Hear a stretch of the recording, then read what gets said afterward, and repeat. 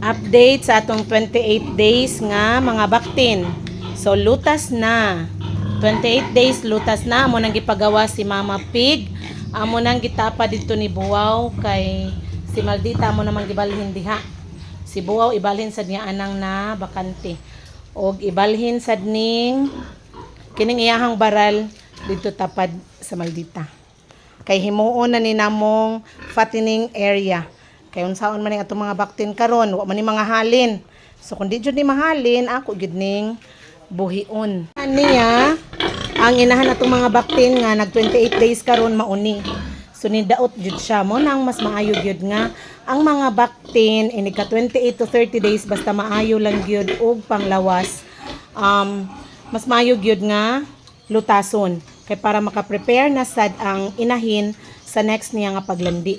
So ako ning bantayan 3 to 5 days pwede na ni nato pabarakuhan kay maglandi naman ni siya 3 to 5 days. Daghan pa siya gatas no kay karon pa mga adlaw ni namo siya gibalhin dire. So nanatay napulo ka mga inahin. Napo na ni sila tanan. Lain-lain og gigikanan, lain-lain og breed.